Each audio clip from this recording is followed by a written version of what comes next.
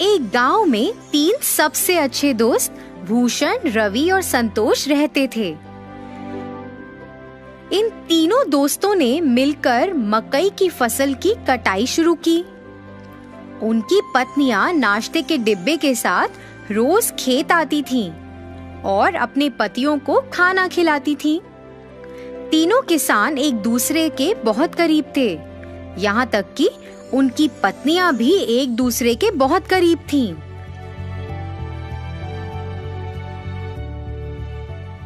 तीनों ने बहुत मेहनत की और बदले में उन्हें बहुत अच्छी फसल मिली। इसके साथ वे गांव के बाजार में मकई बेचने लगे।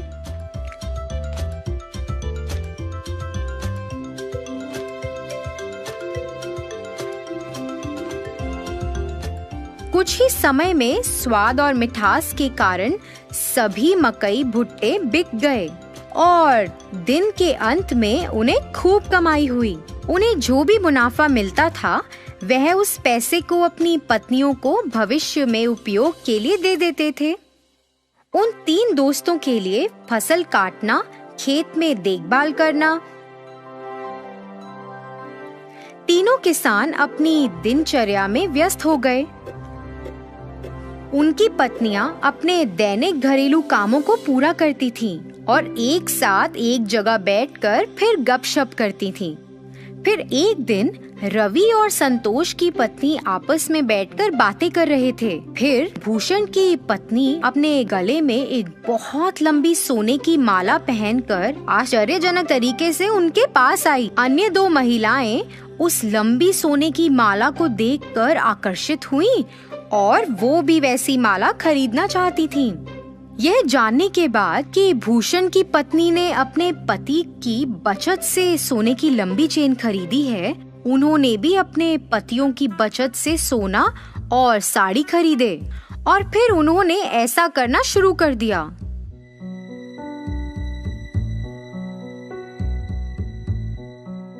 पतियों ने अपनी पत्नियों को सोने की माला और महंगी साड़ी पहने देखा और उनसे इसके बारे में पूछा। ऐसा बेफजूल खर्च पर पैसा बर्बाद करने के कारण वह सभी अपनी पत्नियों से नाराज थे और तीनों गुस्से में घर से निकल गए और सीधे खेत में आ गए। तीनों ने इस पर चर्चा की। वह उन्हें सबक सिखाना चाहते थे। उन्हें ऐसा लगा कि अगर वह अब सही निर्णय नहीं लेंगे तो भविष्य में नुकसान उठाना पड़ सकता है। इसलिए वे एक विचार लेकर आए जो इस मामले में उनकी मदद कर सकता था। इसे लागू करने के लिए सभी घर वापस गए। हमारे भविष्य के बारे में बिना सोचे तुमने हमारी बचत को बर्बाद कर दिया। इसके बदले में तुम्हें एक व्यवसाय या नौकरी करके अपने सोने और साड़ियों के मूल्य जितना पैसा कमाना पड़ेगा।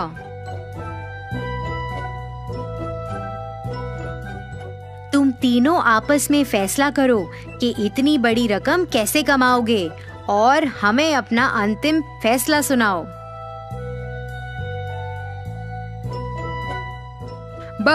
हमें बस ये बताएं कि आप तीनों कब शुरू करने जा रहे हैं। जल्दी निर्णय लो। आप महिलाओं के पास सिर्फ 30 दिन हैं।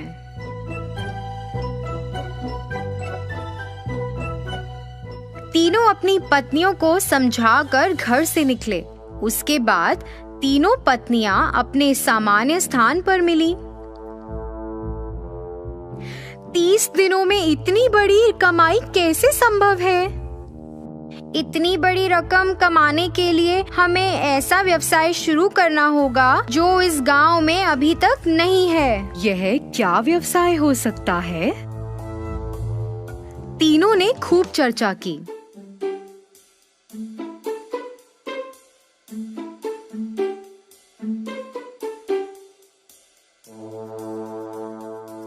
अरे मेरे पास विचार है। हमारे पति से सभी भुट्टे खरीदते हैं। हम 3 प्रकार के भुट्टे बेच सकते हैं, एक कच्चे, फिर एक तले हुए और एक वो जिस पर नींबू, नमक और काली मिर्च का लेप हो।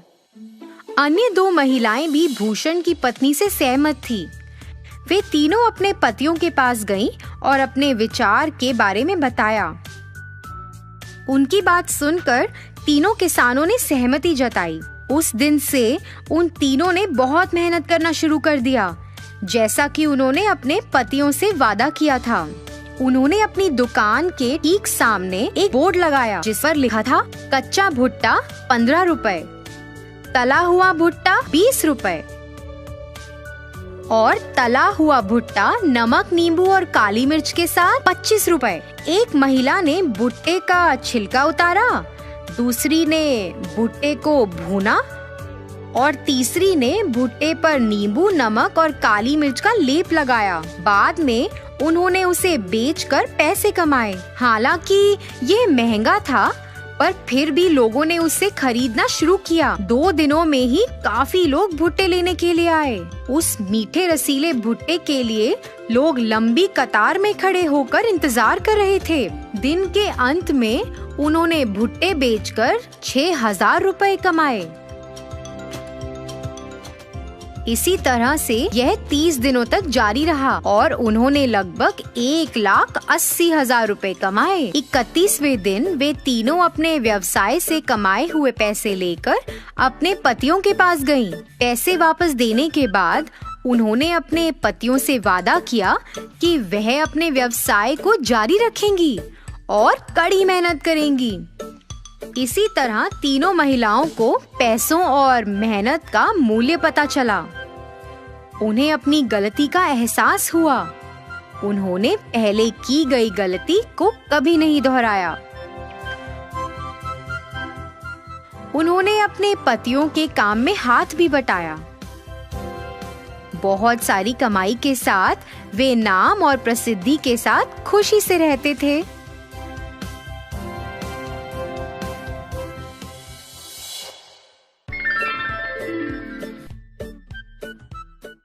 एक बार था एक लड़का शंकर नामक,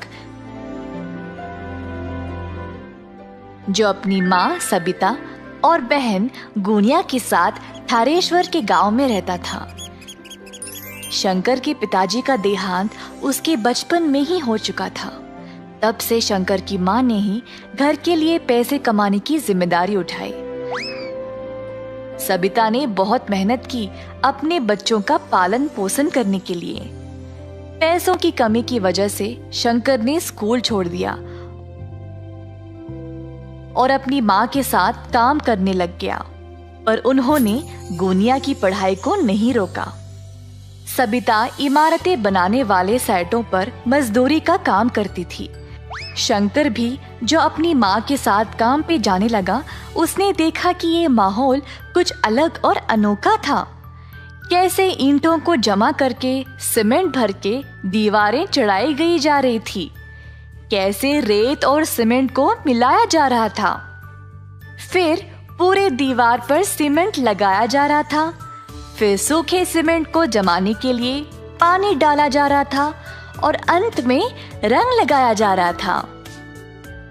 ये सब शंकर को बहुत पसंद आया। घर जाने के बाद, माँ, मुझे इमारतें खड़ा करने का तरीका बहुत पसंद आया। सच में बेटा?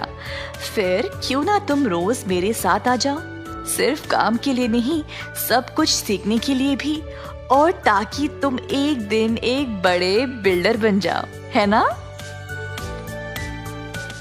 हाँ माँ, मैं वादा करता हूँ।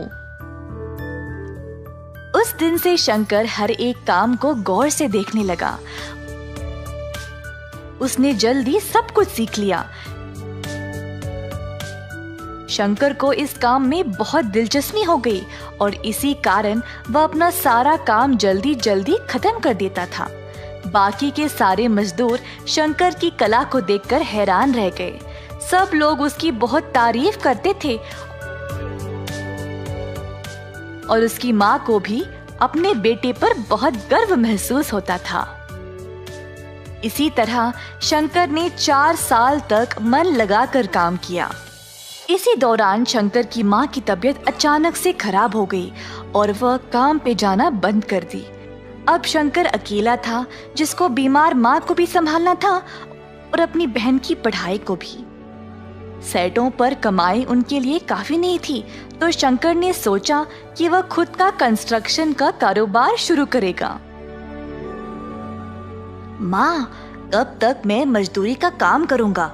अगर हमें हमारी समस्याओं को समाप्त करना है तो मुझे लगता है कि मैं खुद का कारोबार शुरू कर लूं। मेरे बच्चे, ये तो बहुत ही अच्छा विचार है, पर पैसों के बिना कोई काम शुरू कैसे करोगे? मेरे पास एक योजना है माँ। मैं चंपकलाल सेठ के घर पर काम कर रहा था। उन्होंने मेरा काम देखकर बोला कि वो मुझे जब भी जरूरत हो तब वो मेरी मदद करेंगे। अब उनके घर का काम अधूरा रह गया है, मैं उनसे पैसे लेकर उनका काम खत्म कर दूंगा। तुम बहुत बुद्धिमान और कलाकार हो बेटा। जाओ और सेठ साहब से बात कर लो, देखते हैं क्या होगा। शंकर चंपकलाल के पास जाकर अपनी योजना के बारे में उनको बोलता है। अरे बेटा, इतनी कम उम्र में तुम्हें बहुत कुछ सहना पड़ रहा है। मैं तुम्हारी मदद जरूर करूंगा, पर ऐसे काम करने के लिए तुम्हें कम से कम 10 बंदों की जरूरत है। तुम कहाँ से ले आओगे? सर जी, मैं कुछ लोगों को जानता हूँ, एकदम सही काम करते हैं और ईमानदारी से, वो भी कम पैसों में। आजकल ऐसे लोग कहाँ पे मिलेंगे शंकर? मैं और मेरी दोस्त बहुत सालों से मजदूरी का काम कर रहे हैं साहब। हम दिन भर काम करके भी ये लालची बिल्डर लोग हमें ठीक से पैसे नहीं देते थे। ऐसा बहुत सारे लोग ठोकर खा रहे हैं सर जी। अगर मैं उनसे बात करूंगा तो हम जरूर एक साथ हाथ जोड़कर काम कर सकते हैं। ये सब तो ठीक है बेटा, पर किसके घर पे काम शुरू करोगे? सर जी, आपका काम भी तो कब से रुका पड़ा है। मैं आपके घर पर काम शुरू करूंगा। मैं आपके घर का काम देखते ही देखते खत्म कर दूंगा, देख लेना। ठीक है बेटा, जाओ और भगवान का नाम लेकर ये शुभ काम शुरू करो।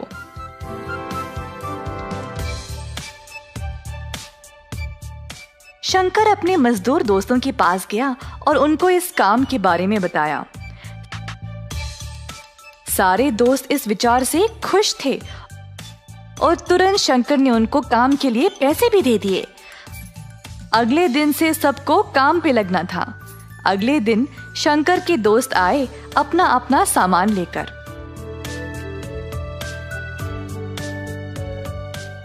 शंकर ने बचे हुए पैसों के साथ बाकी का सामान लाया, जैसे कि सीमेंट, रेत वगैरह। मजदूर पहुंचने से पहले ही उसने सारा माल और सामान तैयार रखा। सब लोग इस नए काम को लेकर बहुत खुश थे। क्योंकि सब जवान थे, वह काम भी जल्दी जल्दी खत्म करने लगे।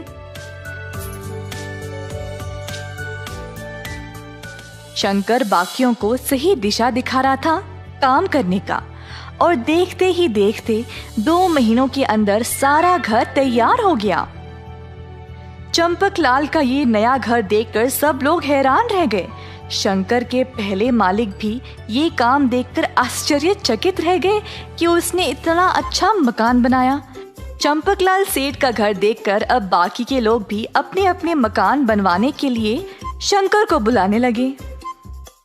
शंकर बेटा, तुमने इतने कम समय में मेरा इतना अच्छा मकान बना दिया। वाकई में लाजवाब काम किया तुमने। सेठ साहब ने फिर शंकर को अपने काम के लिए अच्छा खासा पैसा भी दे दिया। पैसों के साथ उसने अपनी माँ की सेहत का ख्याल रखा और अपनी बहन को बेहतर स्कूल में डाला। उसने खुद के परिवार के लिए भी मकान बनवा लिया। 18 वर्ष के अंदर अंदर शंकर ने कई प्रकार के लोगों से काम कर लिया। उसने अपनी कला का इस्तेमाल किया मेहनत के साथ, जिसकी वजह से उसको प्रशंसा मिली। अंत में उसने अपने परिवार को सुखी भरा जीवन दिया। इस कहानी से हम ये सीखते हैं कि परिश्रम के बिना प्रतिभा किसी काम का नहीं।